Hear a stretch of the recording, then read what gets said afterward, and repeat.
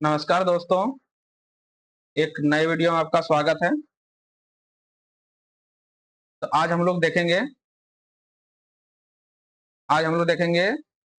इस वीडियो में कि एसकेएमयू में जिसका एडमिशन देखिए, आप लोग देख सकते हैं कि आपको पता है कि एसकेएमयू में यूजी सेमेस्टर 1 के लिए एसकेएमयू यूजी सेमेस्टर 1 के लिए एडमिशन चांसलर पोर्टल ओपन किया गया था, जिसका सेशन है 2026 से 30 तक।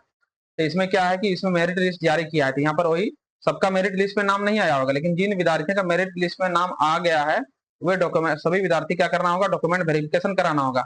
अभी आप जब तक डॉक्यूमेंट वेरिफिकेशन अगर नहीं कराएंगे तो आपको डॉक्यूमेंट वेरिफिकेशन कराने के लिए क्या करना होगा, आपको कॉलेज जाना होगा। कॉलेज में जा करके उसको डॉक्यूमेंट वेरिफिकेशन कराना होगा। अब जब डॉक्यूमेंट वेरिफिकेशन आप करा लेंगे तब जा करके आपका उसमें पेमेंट का ऑप्शन आएगा। डॉक्यूमेंट वेरिफिकेशन जब हो जाएगा तब कॉलेज से जब एक्टिव कर देगा तब आपका पेमेंट का ऑप्शन आएगा, और फिर पेमेंट होने के बाद फिर उस कागज को आपको जमा कराना होगा। तो इसके लिए देखिए डेट दिया गया है। देखिए first merit list document verification date, यानी दिया हुआ डॉक्यूमेंट वेरिफिकेशन का डेट दिया है 13/7, यानी 13 जुलाई से 23 जुलाई तक का डेट दिया हुआ है। इसी के बीच में अगर आप करवाते हैं तो आपका एडमिशन होगा, अन्यथा आपका एडमिशन नहीं होगा। इसलिए ध्यान दीजिएगा, अगर इसमें इस डेट पर अगर नहीं कराते हैं, अगर आप इस डेट पर अगर नहीं कराते हैं डॉक्यूमेंट वेरिफिकेशन तो आपका एडमिशन नहीं होगा। 13 तारीख से लेकर के आपका 23 तारीख तक, यानी 13 जुलाई से 23 जुलाई तक आपका होने वाला है। तो हम लोग देखेंगे यानी जिसका मेरिट लिस्ट में नाम आ गया वही डॉक्यूमेंट वेरिफिकेशन कराने के लिए आना है। डॉक्यूमेंट वेरिफिकेशन कहाँ होगा, कॉलेज में होगा। तो आइए हम लोग देखेंगे कि ये कौन किन किन हम लोग को डॉक्यूमेंट का आवश्यकता पड़ेगा। आप लोग इस वीडियो के अंत तक जरूर बने रहें, और यदि इस चैनल पर नए हैं तो आप लोग इस चैनल पर बने रहें। चलिए आइए हम लोग देखते हैं। देखिए सत्यापन के लिए आपको कौन कौन सा डॉक्यूमेंट की आवश्यकता पड़ेगा। ठीक है, सत्यापन के समय आवश्यक मूल दस्तावेजों की सूची, यानी यहाँ सूची है कि क्या क्या आपको डॉक्यूमेंट चाहिए। देखिए सबसे पहला क्या है, पहला आपको तो 13 प्रकार का डॉक्यूमेंट है, लेकिन 13 में कुछ कुछ आपको सभी के लिए आवश्यकता नहीं, आप लोग पूरा बता देते हैं। देखिए क्या लिखा हुआ है, printed copy of your online application form for chancellor portal. या चांसलर पोर्टल जो ऑनलाइन किए थे, तो आप ऑनलाइन करते समय जो प्रिंट जो आउट किए थे, जो पेमेंट होने के बाद में उस फॉर्म को देना है।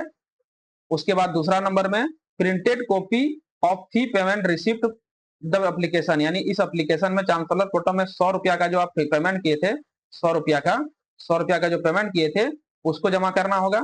उसके बाद दिया हुआ है xerox of 10th and 12th marksheet, यानी 10th और 12th का मार्कशीट चाहिए। एंड एडमिट कार्ड या पासिंग सर्टिफिकेट, यानी आपको एडमिट कार्ड और मार्कशीट 10th और 12th दोनों का चाहिए, ध्यान रखिएगा, ये जेरोक्स चाहिए।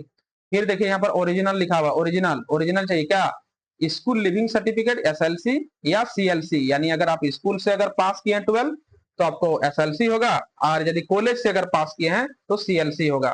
तो आपको ये चाहिए, ओरिजिनल वाला चाहिए, इसमें ओरिजिनल चाहिए, यानी जिसको हम लोग टीसी कहते हैं, ट्रांसफर सर्टिफिकेट कहते हैं, स्कूल लिविंग सर्टिफिकेट।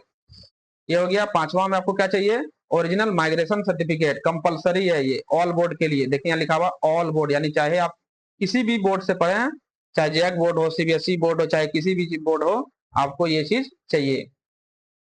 अगला क्या है, original chancellor certificate, character certificate from your last attend school या कॉलेज, यानी लास्ट जो आप माने जब तो 12th जो पास किए हैं, तो 12th जो पास किए उसमें आपको करेक्टर सर्टिफिकेट जो मिला है, स्कूल से करेक्टर सर्टिफिकेट मिलता है, उस करेक्टर सर्टिफिकेट को ओरिजिनल कॉपी चाहिए। देखिए यहाँ लिखा हुआ है ओरिजिनल कॉपी इसमें चाहिए, ओरिजिनल कॉपी आपको जमा लेगा।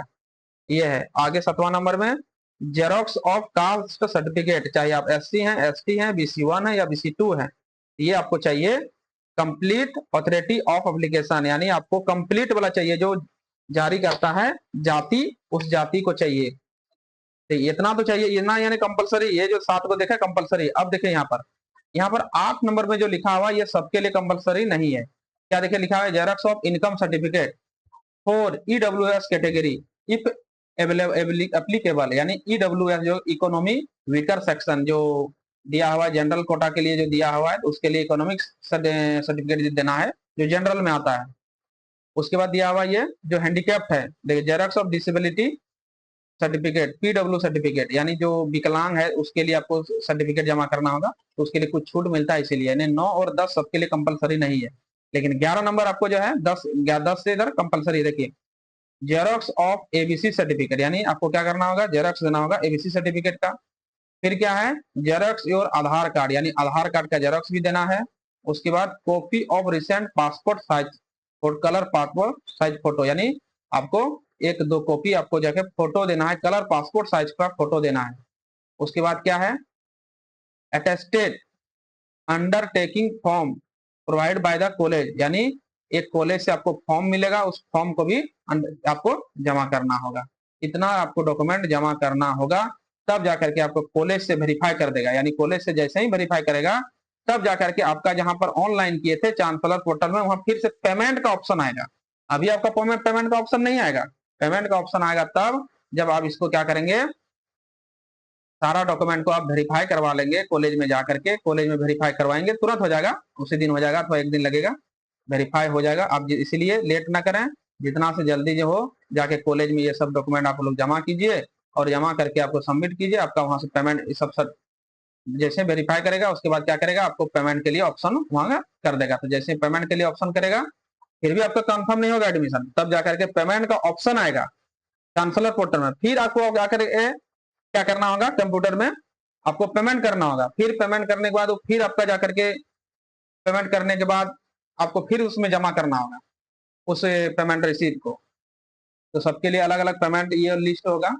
उम्मीद करते हैं आप लोग को ये वीडियो इंफॉर्मेटिव होगा, और आप लोग अगर नए हैं इस चैनल पर बने रहें और सब्सक्राइब कर लें इसी तरह का अपडेट पाने के लिए। और किसी भी फॉर्म फिलअप हो गया, जॉब हो, किसी भी एग्जामिनेशन का फॉर्म हो, किसी भी तरह का फॉर्म फिलअप हो गया, किसी भी तरह का अपडेट, एग्जाम से अपडेट के लिए से रिलेटेड नोटिफिकेशन पाने के लिए इस चैनल पर बने रहें और सब्सक्राइब कर लें।